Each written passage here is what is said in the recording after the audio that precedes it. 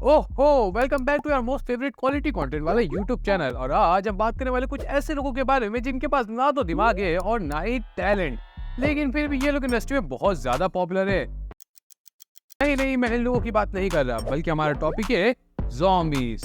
एक ऐसी बेशरम प्रजाति जिसे समाज से, छोकरी से, नौकरी से और इवन के कपड़ों से कोई लेने देने नहीं। वो मस्त अपना खाते हैं और सोते हैं। क्या ही मस्त जिंदगी है। एक मिनट, मेरी लाइफ भी तो ऐसी ही है। कहीं मैं भी तो ज़ॉम्बी नहीं। वैली सारी चीजों को साइड पे रखते हुए आज जानते हैं ज़ॉम्बीज की असली कहानी। पर उससे पहले बिना तुम्हारे टाइम वेस्ट किए चलो वीडियो को शुरू करते हैं। तो ज़ॉम्बीज, कई बार मूवीज देखते हुए दिमाग में एक ख्याल तो आया होगा कि अगर हर चीज की इंस्पिरेशन कहीं से ली जाती है तो क्या ज़ॉम्बीज भी सच में होते हैं जिनकी एक पर्सनैलिटी हम मूवीज में देखते आ रहे हो।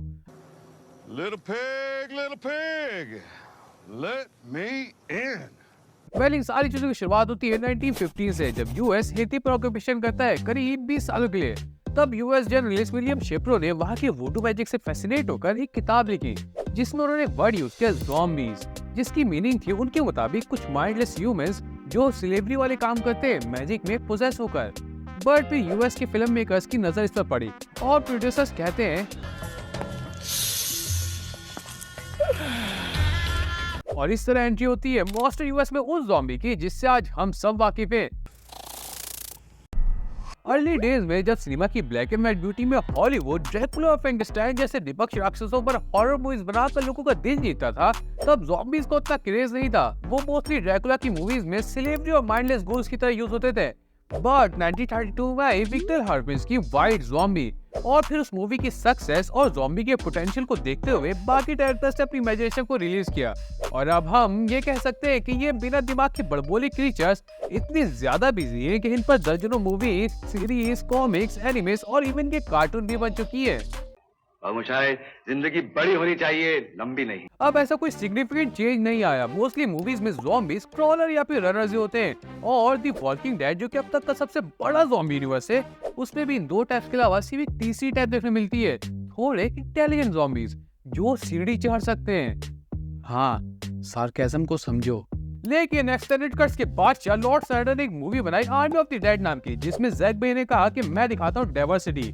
क्योंकि जैक की मूवीज में क्रॉलर से, रनर से, अल्फा ज़ॉम्बीज है जो सोच सकते हैं, साइबॉर्ग ज़ॉम्बीज है, किंग ज़ॉम्बीज है, क्वीन ज़ॉम्बीज, एनिमल ज़ॉम्बीज और इवन के बेबी ज़ॉम्बी भी है। मतलब यार जितने ज़ॉम्बी वेरिएंट पूरे 100 सालों में नहीं देखा, उतना जैक की एक मूवी में देख लिया।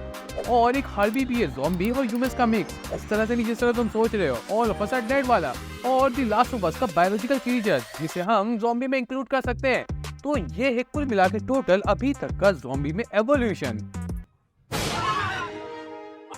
शुरुआत की दिनों में ज़ॉम्बीज को पोर्ट्रे करना उतना ज्यादा मुश्किल नहीं था। फर्स्ट कुछ मूवीज तो ब्लैक एंड व्हाइट थी जिसमें मेकअप यूज हुआ नहीं। और फिर 1978 में आई डॉन ऑफ द डेड नाम की एक मूवी जिसमें फर्स्ट टाइम हमें कलर्ड ज़ॉम्बीज देखने को मिले, जिसके बाद ज़ॉम्बी जॉनरा का स्केल पूरी तरह से चेंज हो गया। Dawn of the Dead, Zombieland, Evil Dead, Resident Evil और वर्ल्ड वॉर ज़ी, और इसके अलावा रिसेंट कैल project like Train to Busan और All of us are Dead, ये कुछ ऐसे ज़ॉम्बी मूवीज हैं जो बहुत ज्यादा पॉपुलर है इस जॉनरा में। लेकिन ये इतने ज्यादा पॉपुलर होते नहीं अगर इन ज़ॉम्बीज के कैरेक्टर को ठीक से पोर्ट्रे नहीं किया जाता। शायद आपको ना पता हो, पर इन साइड कैरेक्टर ज़ॉम्बीज को पोर्ट्रे करने के लिए भी प्रॉपर एक्टर्स को हायर किया जाता है, जिनकी प्रॉपर सिलेक्शन होती है, प्रॉपर ट्रेनिंग होती है और प्रोस्थेटिक मेकअप भी होता है। बस ऐसी किसी नजरिए को उठा के नहीं रख देते कि ज़ॉम्बीज बनेगा, टेढ़ा टुकड़ा चलेगा और ओरिजिनल लगेगा, बल्कि इनका मेकअप इतना ज्यादा प्रोफेशनल होता है, जिसमें प्रोस्थेटिक मेकअप इतना ज्यादा कॉस्टली होता है कि हर कोई कर भी नहीं सकता। बट क्या फायदा इतना खर्च करने का अगर वो ऑडियंस को पसंद नहीं रहा है। अगर तुम मोटा मोटी तौर पर भी देखोगे तब भी ज़ॉम्बीज का यूज जिस भी मीडिया में हुआ, फिर चाहे वो मूवीज हो, सीरीज हो, गेम्स हो, कॉमिक्स हो, एनिमेस हो, कुछ भी हो, ये हमेशा सक्सेसफुल रहा है।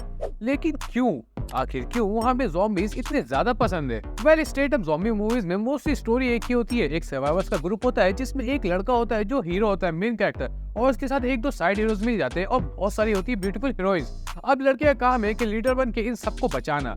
लेकिन तुम्हें एक बात तो मानना पड़ेगा कि ये आइडियोलॉजी हम भी अपने इमेजिनेशन में रख चुके हैं। मतलब स्कूल में कई बच्चों ने इमेजिन किया होगा कि काश हम एक अपोकलिप्टिक वर्ल्ड में हो और हम अपने पसंद के लोगों को बचाएं।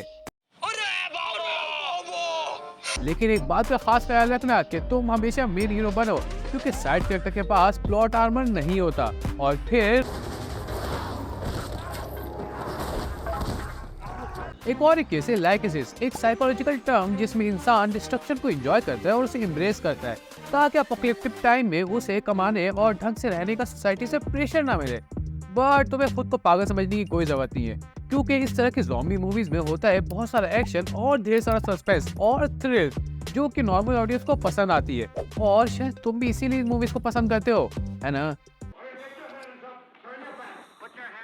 ये सवाल बहुत ज्यादा इंपॉर्टेंट है इस जॉनर के लिए, क्योंकि इतने बड़े और सक्सेसफुल जॉनर होने के बाद भी मुझे नहीं लगता कि सिवाय सर्वाइवल जर्नी दिखाने के इसमें कोई और पोटेंशियल है।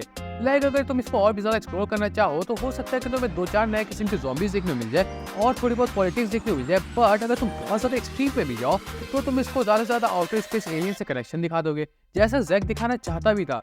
But the walking dead season 11 को देखने के बाद हताश जैसे मुझे ये कहना पड़ रहा है कि अगर तुम ज़ॉम्बी जॉनर में सिवाय सर्वाइवल की कुछ और दिखाना चाहो तो वो बहुत ज्यादा स्लो पेस और बोरिंग हो जाता है। मुझे याद है कि एपिसोड 1 से मैं सिर्फ एक ही चीज देख कर आ रहा हूँ कि उठो, भागो, सप्लाई जमा करो और नीगन और गवर्नर जैसे टॉप नॉच विलन जो कि इसको बहुत ज्यादा डिफरेंट बनाते हैं बाकी जॉनर से।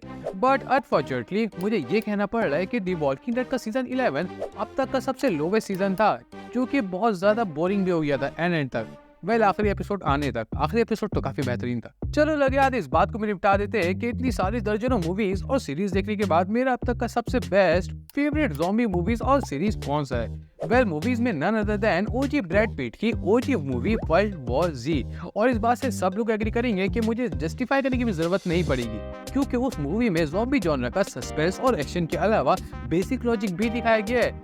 अगर बाहर ज़ॉम्बी आउटरीच हो रहा है तो तुम्हें हाथ में आर्मर पहनने की जरूरत है, कुछ ऐसा जो तुम्हें प्रोटेक्टिव रखे। कूल बनने के लिए बॉडी दिखाने की जरूरत नहीं है। और ज़ॉम्बी सीरीज में none other than the walking dead, उसमें कोई ऐसी खास बात नहीं है, बस वो लंबा इतना है कि उसके कैरेक्टर से स्टोरी बंध ही जाती है। तो फाइनली अब वीडियो को रैप अप करते हैं। ये थी video about why we love zombies. और हाँ, यूट्यूब पर इस तरह की और वीडियोस मौजूद नहीं है, मैंने पहले रिसर्च कर लिया है। तो अगर तुम्हें वीडियो पसंद आई हो, इसकी नॉलेज मिला हो, थोड़ा बहुत मजा भी आया हो, तो लाइक कर देना, शेयर कर देना, और हाँ, अपना फेवरेट पॉइंट कमेंट जरूर करना। मैं मिलूंगा किसी और दिन किसी और वीडियो में, तब तक के लिए बाय बाय।